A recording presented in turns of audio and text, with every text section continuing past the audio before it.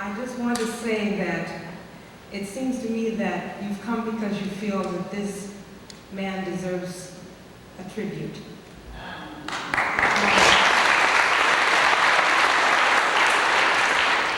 And I want to tell you, as a person who has known him over 30 years, very intimately, that I feel he is worthy of a tribute.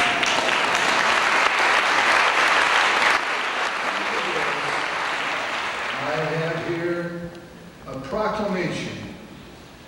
Whereas the University Church is hosting a tribute to Irving Bunton on Saturday, May 6, 1989, and whereas Irving Bunton is renowned throughout Chicago as a gifted music and vocal teacher who has taught and inspired many talented professionals, and is currently music coordinator in the Bureau of Music, Chicago Public Schools. And whereas Mr. Bunton has served with distinction as Minister of Music at several outstanding Chicago churches and has been music director at University Church since 1981. And whereas he has conducted the Chicago All-City High School Chorus a number of years, beginning in 1967, and has also conducted youth concerts in Japan, Spain, and Peru. Now therefore, I, Richard M. Daley, Mayor of the City of Chicago, do hereby proclaim Saturday, May 6, 1989 to be Irving Bunton Day in Chicago. And urge all Chicagoans to be aware of the special contributions he has made to the life of our city. Signed this 3rd day of May, 1989, Richard M. Daley, Mayor.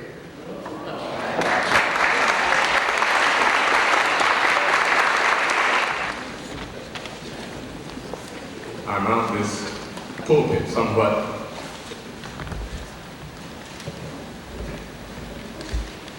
in humility. Early on, my mother would say, perhaps I might be a minister. I never saw that. But I found in music a ministry to other human beings. And when I started this rocky road, no one has an easy, smooth way of it. I think about the song that now permeates my life, and many songs do. I can remember when I would sing, Lord, I don't feel no ways tired. I was doing some jogging then. I didn't keep up with it very long for the after effects when one does not properly prepare oneself to do that arduous task. We have a choir member who's outstanding in it. But my song now, as it goes to other songs, is on my journey now, Mount Zion, on my journey now, Mount Zion. Yes, I wouldn't take nothing, Lord, for my journey now, Mount Zion.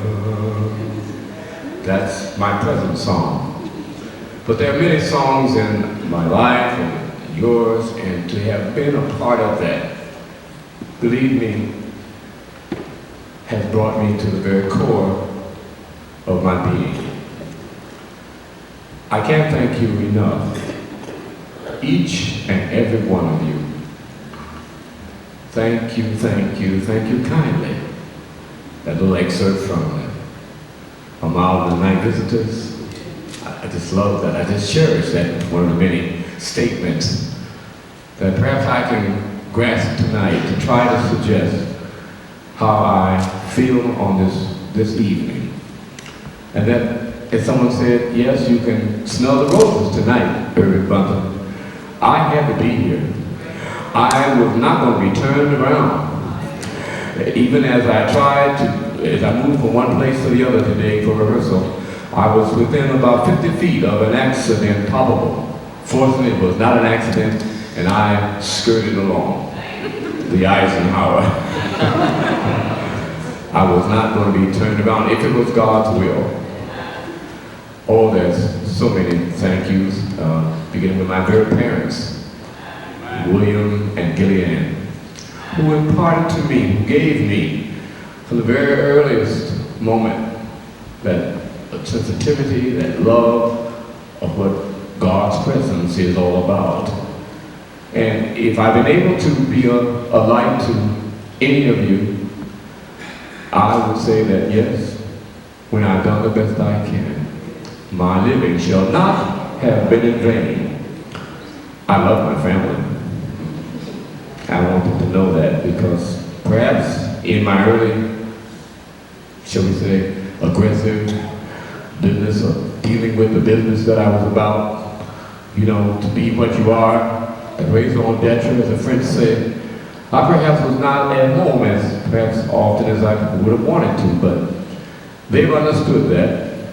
They've managed to hang on in spite of, and they supported me, as I truly have tried to support them. They are a living example of my union with Regina Galen Bunton.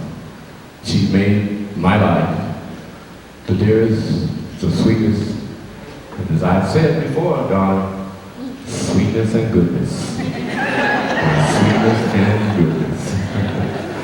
She's been all of that. Because when you come back home to the home front, believe me, if it ain't right there, folks, it ain't gonna be right anywhere else. Thank goodness. I thank her for her patience, her love, her understanding, her being the mother of my children, and being my friend, being so much to me, and being that special place in my heart always.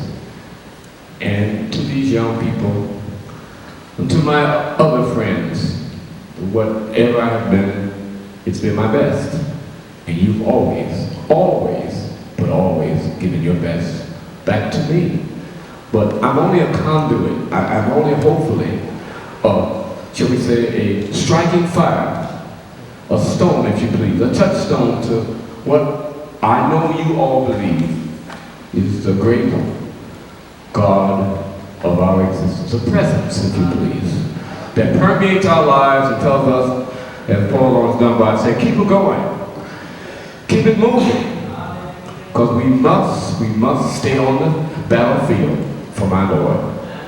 Well, I have some notes here, but I'm not even going to deal with it, because I just want you to know how very, very much you've made my heart. Now you've challenged me now. I've only just begun, hopefully.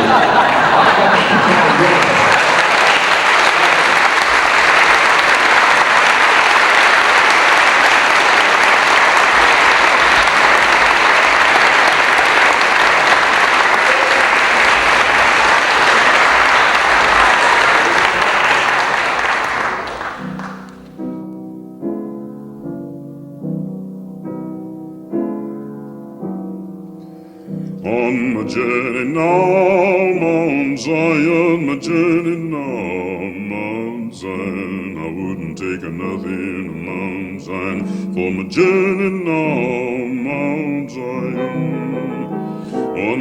One day, I was walking along, well, the elements open, and the love come down, Mount Zion. On my journey now, Mount Zion, my journey now, Mount Zion. I wouldn't take nothing to Mount Zion for my journey now, Mount Zion. You can talk about me just as much as you please. Well, I'll talk about you when I get on my knees, Mount Zion. On my journey now, Mount Zion, my journey now, Mount Zion. I wouldn't take nothing to Mount Zion for my journey now, Mount Zion. I went into the valley and I didn't go to stay. Well, my soul got happy, and I stayed all day, Mount Zion. On my journey now, Mount Zion, my journey now, Mount Zion. I wouldn't take nothing to Mount Zion for my journey now, Mount Zion. On my journey now, Mount Zion, my journey now, Mount Zion. I wouldn't take nothing to Mount Zion for my journey now, Mount